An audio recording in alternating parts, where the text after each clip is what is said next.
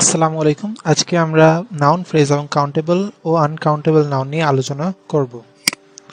তো noun phrase শেখার আগে আমাদের ফ্রেজ কি সেটা জানতে হবে। ফ্রেজ হলো একঝাঁক শব্দ যা একত্রে মিলিত হয়ে একটি নির্দিষ্ট অর্থ প্রকাশ করে। ফ্রেজের মধ্যে কখনো কোনো ফাইনাইট ভার্ব থাকতে পারবে না। ফ্রেজের মধ্যে কখনো ফাইনাইট ভার্ব থাকে না এবং ক্লজের মধ্যে সবসময় ফাইনাইট ভার্ব থাকে। এটি হলো ফ্রেজ আর ক্লজের পার্থক্য। তো ফ্রেজের মধ্যে কখনো ফাইনাইট ভার্ব থাকবে না, সেটা আমাদের লক্ষ্য রাখতে লাগবে। যেমন ফ্রেজ হলো in the morning. In the morning A in হলো প্রিপোজিশন, দ্য আর্টিকেল, মর্নিং মানে সকালবেলা, এটা একটা অ্যাডভার্ব। ঠিক আছে, তো প্রিপোজিশন, আর্টিকেল, অ্যাডভার্ব তিনটা ওয়ার্ড মিলে আমাদের একটা ফ্রেজ তৈরি হয়েছে, যার অর্থ হলো কি সকালে। তো তিনটা ওয়ার্ড মিলে যখন একটা অর্থ প্রকাশ করতেছে তখন এই তিনটা মিলে একটা হলো ফ্রেজ। দি নাইস গেস্ট। দি নাইস গেস্টে গেস্ট হলো আমাদের noun, nice adjective, the article. The nice guest দ্বারা একজন ভালো অতিথিকে বোঝাচ্ছে, তাই এটা হলো আমাদের একটা ফ্রেজ। তা তিনটা ওয়ার্ড মিলে এখানেও একটা অর্থ প্রকাশ করতেছে। ডিটারমিনাস। ডিটারমিনাস শিখতে লাগবে আমাদের না কাউন্টেবল এবং নন কাউন্টেবল নাউন বোঝার জন্য। তো কাউন্টেবল এবং নন কাউন্টেবল নাউনের আগে কোন ডিটারমিনার বসে সেটা থেকে পরীক্ষায় প্রচুর প্রশ্ন হয়, তাই আমাদের ডিটারমিনাসটা শিখতে লাগবে। তো ডিটারমিনার্স নাউনের পূর্বে বসে নাউনটি নির্দিষ্ট নাকি অনির্দিষ্ট তা প্রকাশ করে। ডিটারমিনার বিভিন্ন ধরনের হয়, এ অ্যান্ড দা, তারপর হলো cardinal number 1 2 3, ordinal number first second third, possessives my, your, his, her, its, our, their, possessive adjective গুলো, demonstrative this, that, these, those, এটি সেটি, এগুলো সেগুলো। তারপর হলো কোয়ান্টিফায়ার। কোয়ান্টিফায়ার হলো all, each, few, a few, many, most, several, a little, little, enough, much, some। তা কোন কোয়ান্টিফায়ার কাউন্টেবলের সাথে বসে, কোনটি আনকাউন্টেবলের সাথে বসে, সেটি আমরা পরবর্তীতে দেখব। দ্য নাউন ফ্রেজ হলো যে ফ্রেজের শুরুতে প্রিপোজিশন থাকে না কিন্তু শেষে নাউন থাকে, তাকে নাউন ফ্রেজ বলে। অর্থাৎ এই ফ্রেজের শুরুতে প্রিপোজিশন থাকা যাবে না কিন্তু শেষে নাউন থাকতে লাগবে। নাউন ফ্রেজের মধ্যে ডিটারমিনার্স, অ্যাডজেক্টিভস, অ্যাডভার্বস থাকতে পারে এবং সবার শেষে নাউন থাকবে। তা ডিটারমিনার, অ্যাডজেক্টিভ, অ্যাডভার্ব সবগুলোই থাকতে পারে। যেমন এ হলো একটা আর্টিকেল, যেটা আমরা দেখছি যে ডিটারমিনার হতে পারে। প্যারি মানে ধান, এটা হলো একটা নাউন। ফিল্ড এটাও নাউন, এটার মানে হলো ক্ষেত।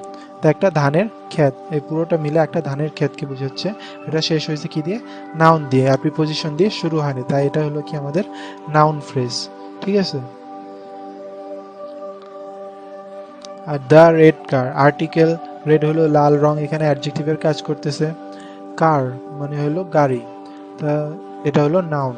এটা আমাদের আর্টিকেল থেকে শুরু হয়, নাউনে শেষ হয়েছে, তাই এটা হলো আমাদের নাউন ফ্রেজ। একটি লাল গাড়ি, তিনটা ওয়ার্ড মিলে একটা অর্থ প্রকাশ করতেছে। কাউন্টেবল নাউন, এ নাউন সংখ্যা দ্বারা গণনা করা যায়। যেমন বুক মানে বই, একটি বই, দুটি বই, তিনটি বই হবে আমরা গণনা করতে পারি সংখ্যা দিয়ে, তো এটা হলো কি একটা কাউন্টেবল নাউন।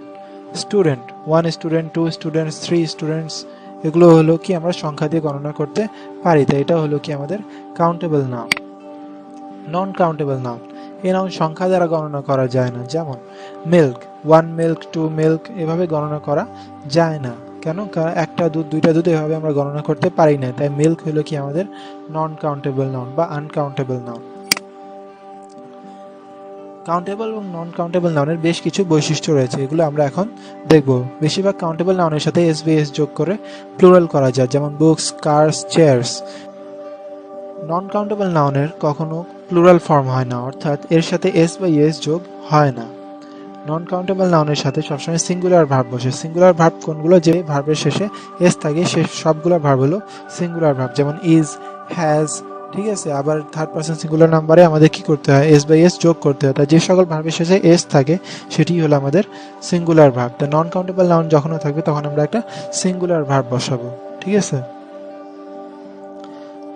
আবার কিছু কিছু কাউন্টেবল নাউনের প্লুরাল ফর্মে এস বাই এস যোগ করেই খালি প্লুরাল করা যায় না, একটু আলাদা হয়। যেমন পারসন, পারসনের প্লুরাল কিন্তু পারসনস না, পারসনের প্লুরাল হলো পিপল। যেমন চাইল্ডের চিলড্রেন, টুথের teeth, foot feet, mouse mice, man men, woman women. ঠিক আছে, এভাবে করে আমাদের প্লুরাল ফর্ম আলাদা হয় এই ওয়ার্ডগুলোর, এগুলো আমাদের নোট করে রাখতে লাগবে। এখন আমরা কাউন্টেবল এবং নন কাউন্টেবল নাউনের সাথে কোন কোন ডিটারমিনার ব্যবহৃত হয় তা দেখব। কাউন্টেবল নাউনের সাথে এ অ্যান আর্টিকেল, যেটার মানে হলো একটি, ঠিক আছে, এ মানেও একটি, অ্যান মানেও একটি। আমরা জানি কাউন্টেবল নাউন গণনা করা যায়, তাই একটি এই শব্দটা কাউন্টেবলের সাথে বসবে, কিন্তু নন কাউন্টেবল নাউন যেহেতু গণনা করা যায় না, তাই একটি নাকি দুটি সেটা আমরা নন কাউন্টেবলের সাথে ব্যবহার করতে পারবো না। দিস দোজ মানে এগুলো সেগুলো, এগুলো প্লুরাল ফর্ম। তো প্লুরাল ফর্ম সবসময় কাউন্টেবল নাউনেরই হয়। 1 2 3 আমরা কাউন্টেবল নাউন গণনা করতে পারবো 1 2 3 দিয়ে। মেনি সবসময় কাউন্টেবল নাউনের সাথে হয়। এ লার্জ বা গ্রেট নাম্বার অফ অথবা এ গ্রেট নাম্বার অফ, এটা হয় আমাদের কাউন্টেবল নাউনের সাথে। নাম্বার অফ থাকলে এটা countable noun. Fewer dot dot than, এগুলো হয় কিসের সাথে? আমাদের কাউন্টেবল নাউনের সাথে। আবার নন কাউন্টেবল নাউনের সাথে কোন কোন ডিটারমিনার হয়? Much, a large amount of, little, a little, less dot dot than, এগুলো হয় আমাদের নন কাউন্টেবল নাউনের সাথে। মাছ সবসময় নন কাউন্টেবলের সাথেই বসে, তাই এই ডিটারমিনারগুলো সবসময় নন কাউন্টেবল নাউনের সাথেই বসবে, কখনো কাউন্টেবল নাউনের আগে বসবে না। আর এই ডিটারমিনারগুলো কখনো নন কাউন্টেবল নাউনের সাথে বসবে না। He has a large amount of money, এটা হলো কি আমাদের উদাহরণ নন কাউন্টেবল নাউনের। এ লার্জ অ্যামাউন্ট অফ, তা মানি হলো আমাদের নন কাউন্টেবল নাউন। কেন? কারণ মানি অর্থ হলো অর্থ। অর্থ কখনো গণনা করা যায় না। টাকা, ডলার এগুলো গণনা করা যায়, কিন্তু অর্থ নিজেই গণনা করা যায় না। তার একটি অর্থ আছে, দুটি অর্থ আছে, এভাবে করে আমরা অর্থ মানে, কিন্তু এখানে অর্থ মানে ধন সম্পদকে বোঝাচ্ছে। অর্থ মানে আবার কোনো কথার অর্থ না, মিনিং না, মানি।